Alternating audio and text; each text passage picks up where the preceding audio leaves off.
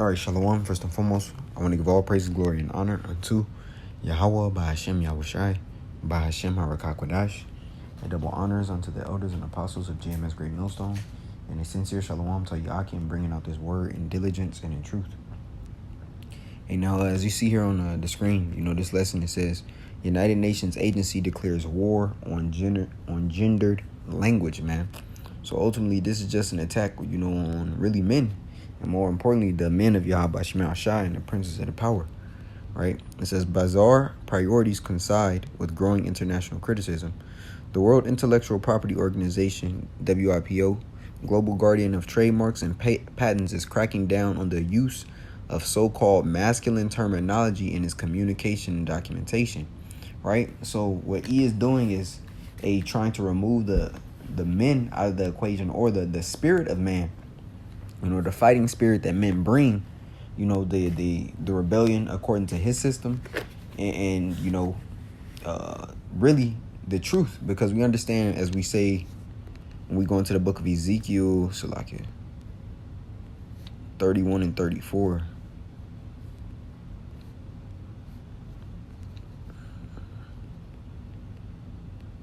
It's like 34 and 31. This is Ezekiel 34 and 31. And it reads, and ye my flock, the flock of my pasture, are men, and I am your power, Yahweh, by Hashem Yahushai, saith the Lord Yahweh, right? So having that man in a position on the earth is not only crucial into the balance of the earth, but it's also the connection back unto Yahweh through Yahweh Shai. Hence, going into the precept of 1 Corinthians, the 11th chapter, I'll start here at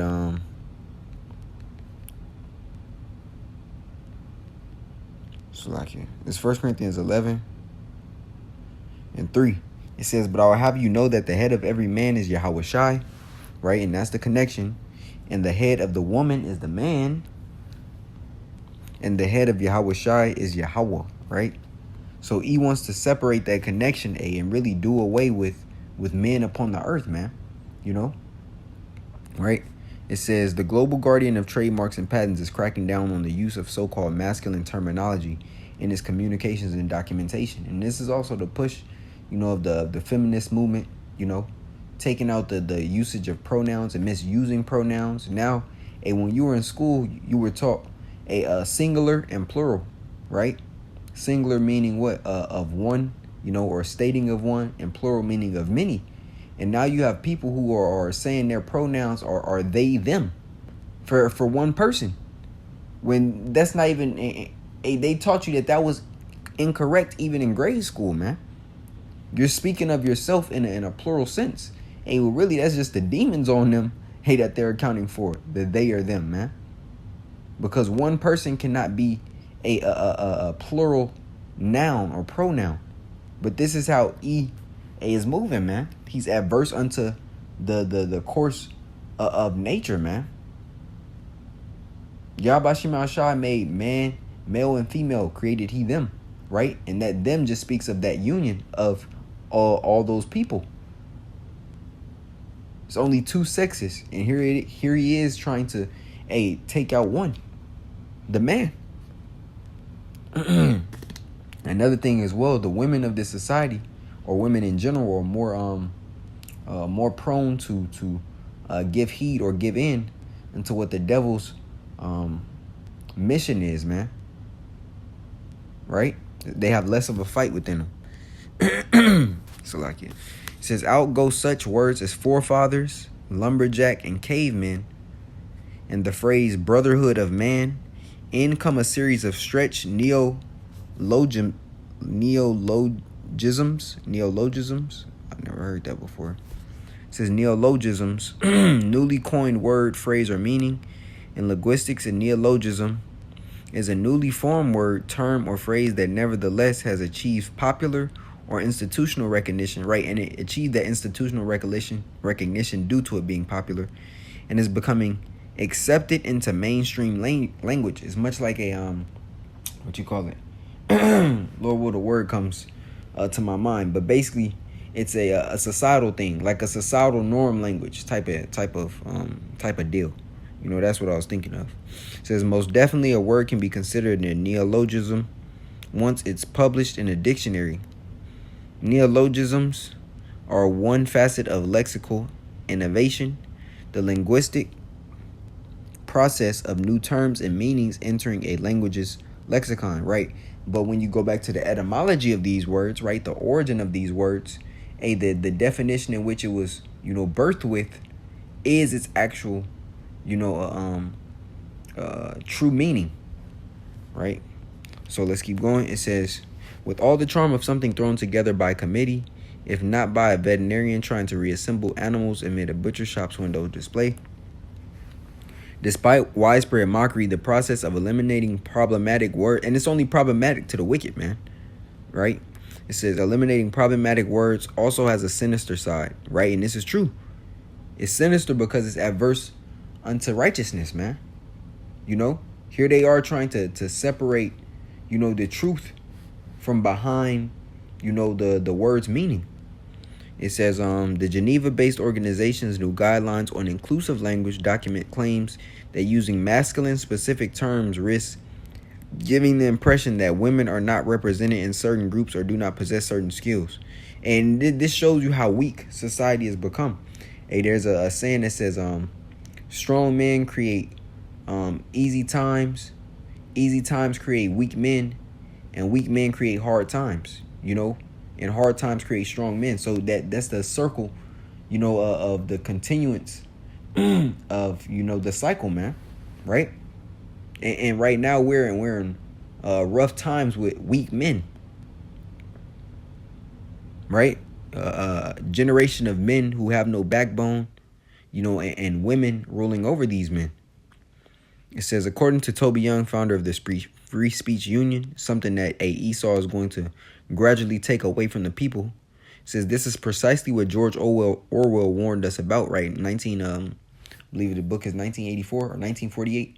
1984, I believe that's what it is. 1948 is for the small hat, Salakia. It says banning certain words and phrases to advance a dogmatic political ideology is a hallmark of totalitarianism, right? And let's go into that word totalitarianism, because that statement is true.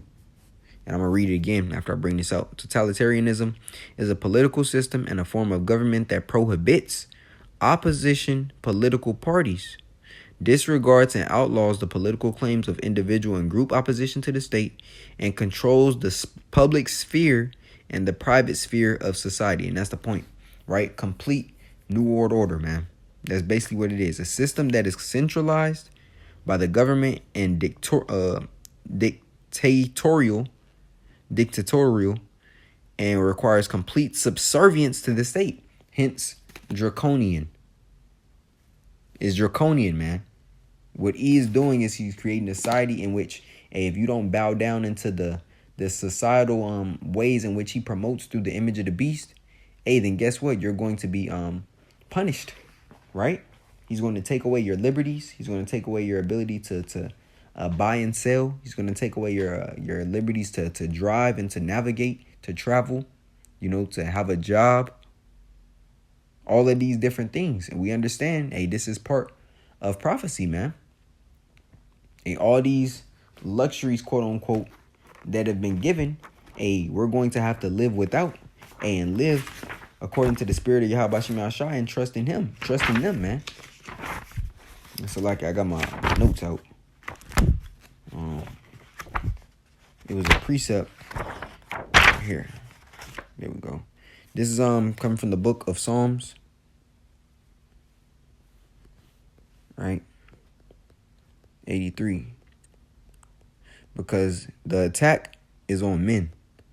Right? And it's a global attack, especially on men that believe in Yahweh Shem Yahshai. This is Psalms 83. I'm going to start here at the 3rd verse. Matter of fact, I'm going to start at top. Keep not thou silence, O Yahweh. Hold not thy peace and be not still, O power Yahweh.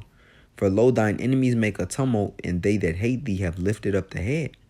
They have taken crafty counsel against thy people, and consulted against thy hidden ones. They have said, come and let us cut them off from being a nation. Right? And you cut off the posterity of a nation by what? Getting rid of the men. Right? If all the women of Israel were no more, you will still have the seed of Israel that can be continued because the seed is carried through the sperma, right? The genealogy is kept through the men, right? Because a woman of Israel can go and have a baby with a heathen, and that baby will be a heathen because that father is one. But they're cutting off the man, right, which ultimately cuts off the connection, which breaks down the nation. That's why when you go to war, the men were to be put to death, and the women and children were to be kept as spoils of war, right? It says, they have said, come and let us cut them off from being a nation, that the name of Israel may be no more in remembrance. For they have consulted together with one consent. They're confederate against thee, right? Which is also why I have up that word, or it's like the precept of Numbers 1 and 18. It's like it. Because it goes into that word pedigree. Matter of fact, I'll get it in a blue letter.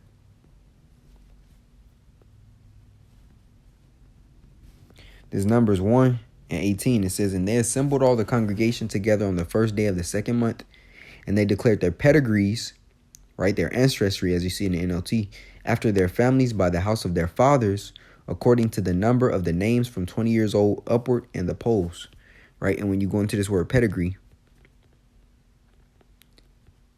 it says, and they declared their pedigrees, H3205. It says that of childbirth, to bring, to bear forth, to beget, gender, to be born. Here we go, Strong's definition. Specifically to show forth lineage, right? And that's seen through the seed, right?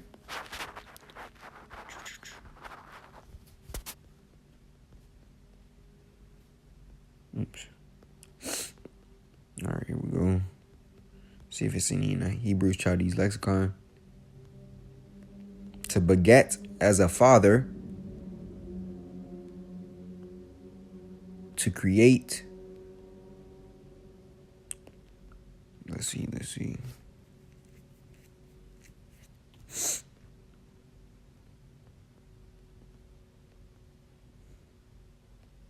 It says right here, to cause a woman to bring forth, to beget children by anyone to impregnate a woman, to be fruitful, right?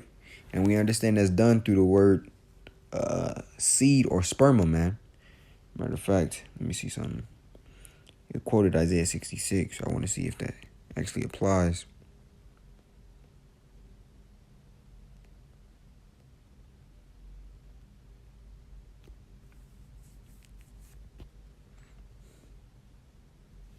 Let's do this.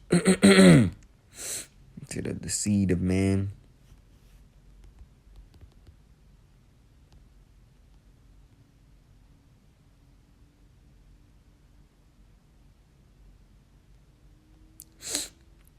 I'm just going to that word seed from here. Leviticus 15 and 16. And if any man's seed of copulation go out from him, then he shall wash all his flesh in water and be unclean until the evening. But I'm just grabbing the word seed. H2233 says seed, semen, viral, or virile, however you say that. It says offspring, descendants, posterity, children. There it is, right? Now, to go back into the article, it says when WIPO suggested staff use birth attendant as an alternative to midwife, and here it is, it's just really causing more confusion, right? Yahweh Shem Shai made things straightforward, and here it is, this devil wants to, make everything gray instead of having everything black and white. It says as an alternative to midwife, it's as if it intends to erase the history of mostly female occupation. It's the same when they're saying this whole alphabet movement, man. It's no longer a woman, but what they say, birthing individuals or some weird ass shit like that, man. Right? It says to erase the history of a mostly female occupation that had to fight the restrictions of a male-dominated medical profession. So women should even be mad at this. It says even pets get, it says molested linguistically, speaking with man's best friend being replaced with a faithful dog. As if these words, have hurt unto them, which is they don't.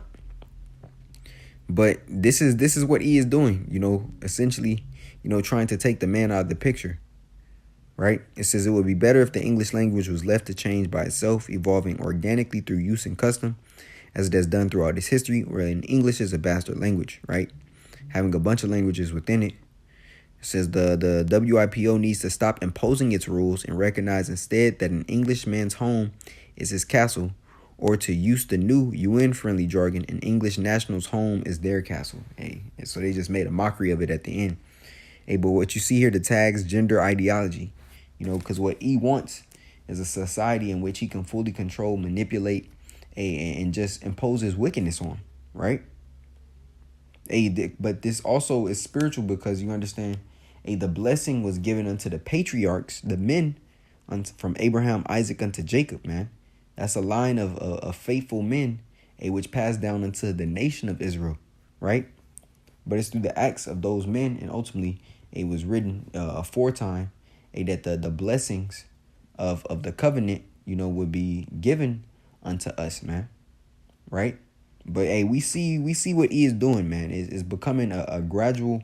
It's becoming even more disrespectful unto Yahweh Shem Shai, and that's why there's the Yahweh Shem Shai is angry, man.